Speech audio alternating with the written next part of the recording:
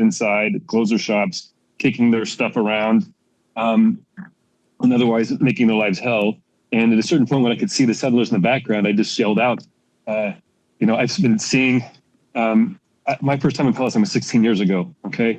I've had colleagues, journalistic colleagues that I have worked with killed in Gaza, and we're now facing, close to 200 journalists and associated media personnel who've been assassinated in Gaza since October 7th. And also the routine harassment, detention, and torture of Palestinian journalists in the West Bank. So, this is personal to me, as well as something that I think should be, a concern to all people and journalists, especially around the world. And so when I saw this as something at a certain point, it snapped for me just like it snapped for university students over the past 19 months. I've been saying the same things that I was saying in this moment, which is free Palestine. I'm an American. I'm sure some of you who are in this settlement tour are probably American or European citizens as well. And I'm tired of paying for this with my tax dollars. This is ridiculous. And at a certain point, the Israelis started filming me, the police. And I just said, look, enough is enough. Do you feel brave flagging women and children and the infirm with your weapons? And this is when they charged me, lunged for my camera. It wound up on the ground. I wound up on the ground. And then I was immediately just beaten, handcuffed. And I can tell you what happened after what you saw in that footage, because that's the soft part. Everything after that was the actual hooding, beating, torture, all that stuff. Right. So as you're leaving, there's somebody else filming you, and they say, who are you? You say, Eric Baddox, I'm from California. So these police who are dragging you out of there, they know you're a Californian. And so, their English isn't so great, but I would assume they know what California means. Yeah. Right. Yes. Definitely they know what California is. The whole world knows what California is.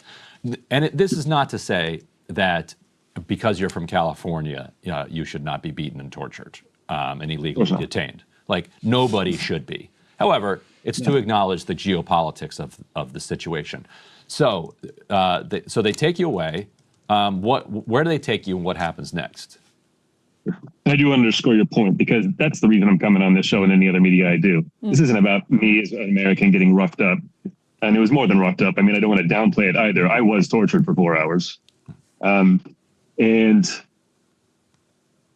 what was done to me doesn't even begin to come close to what is done to my Palestinian colleagues in the West Bank, or those who have been assassinated and continue to be persecuted, targeted, and their families as well in Gaza. So I want to make that very clear. If anything that was done to me, multiply that by many, many factors, up to and including death of my Palestinian colleagues. So that's why I'm on the show. That's what I want to call attention to. And also the just absolute cowardice and abdication of all moral responsibility and professional credibility by much of Western English language media, who should be, in my opinion, resigning en masse in protest at the absolutely abysmal coverage and facilitation of this genocide that's been going on for 19 months. And then I think that's a valuable context and a valuable caveat. But as you said, it also does not justify violence against even for only 4 hours. So what did happen to you? So after I was out of, first of all, the people who filmed me, I didn't know them. They were just random people who happened to be standing there. And one of them, you can hear on camera, asked me, "Who are you?" And I don't know where if I look dazed, it's because I had my head pounded into the cobblestone streets while several men with assault rifles took shots at me. And they escorted me, to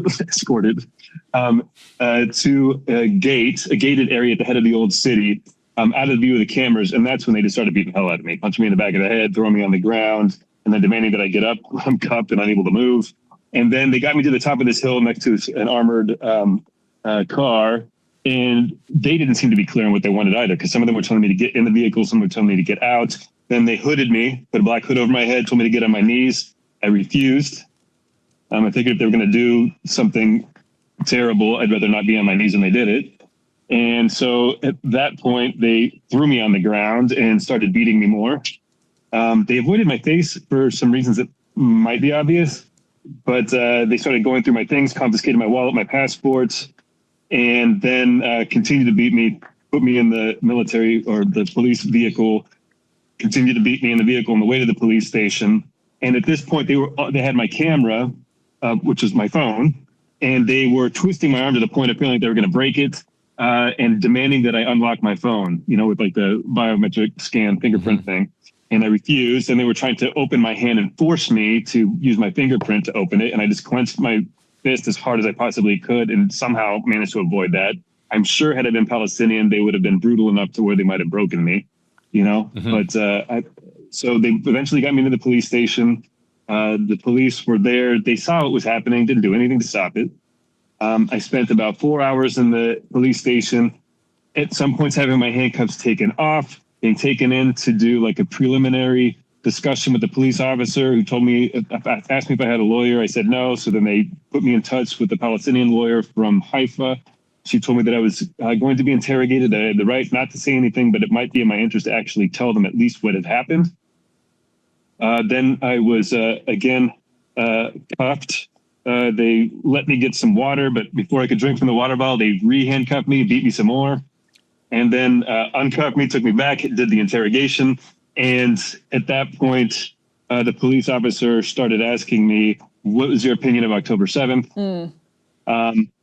Are you affiliated with any anti-Israel groups? Are you taking money from them? And I said, I don't see how these questions are in any way relevant. Are you going to ask me about all the bruises that are all over my body? And he said, no. And he said, why are you in Israel? And I said, I'm not in Israel. And I mean, I was hooded for some period of time. So unless you've taken me out of Hebron, I'm not in Israel. And he said, yes, you are. And then he tried to ask me where I had been staying and who I was affiliated with locally. I refused to answer those questions because I didn't want other people to be put in harm's way. And I also told him I didn't recognize that he had any legitimacy as a law enforcement officer because he had no interest in conducting an actual investigation. And then I was booked. I mean, I guess like I was fingerprinted. They did the full biometric scan of my face. They took my mug shots. And I mean, it just went back and forth between these procedural things that was odd. I mean, there was this weird like juxtaposition of like kind of benign procedural stuff with just beating the hell out of me, and just this really casual attitude toward just sadistic treatment. I could hear another Palestinian guy around the corner from me being, I imagine, beaten severely because he was screaming his head off. I couldn't see him, so I yelled "Free Palestine." Got beaten some more. And then just mockery, like holding cameras in my face and presumably taking pictures for Instagram. And I just said right into their camera, I said, look, whenever this is translated into Hebrew, I want you all to know I'm surrounded by 6 heavily armed men while I'm handcuffed. And I was taken here because I was taking pictures. You guys are not on the right side of history, etc. When they're hitting you, you said they mostly avoided your face. Like where would they hit you? What would they hit you with? How many? Back of the head. Back of the head. Occasionally they would like try to sit next to me or on top of me just to try and intimidate me. And so if I would move away, or when they were taking my picture, I would stand up and tell them to stop, and they would hit me or use pressure points like in the inside of my neck. A lot of this was like what are called stress positions, where they would take my head and force it down so hard that it felt like the back of my neck was going to break, putting their knees and their elbows on top of my head, but like against my hairline so that you couldn't see the bruise. A lot of the beating was like on the hairline so that the bruises aren't as easy to see. I mean, I do have bruises on my body. I mean, you can see like a little bit on my wrist here, like, et cetera. Yeah. But most of it was done in a way that seemed like it was intended not to leave marks. And again, I'm sure had I been Palestinian, the treatment would have been far, far more severe. And what, if anything, have you heard since being released from the Israeli government? Just the general reaction since the video has gone viral? What has the response been like?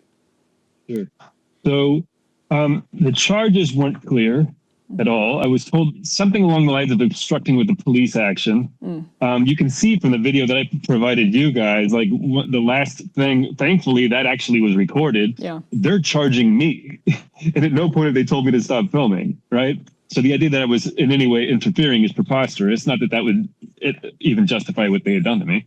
The response has been and I do need to be careful, I think, in some ways, but what I understand at this point is I have not been formally charged with anything. I'm just under suspicion of what, I have no idea. and I've been banned from the city of Hebron for 15 days.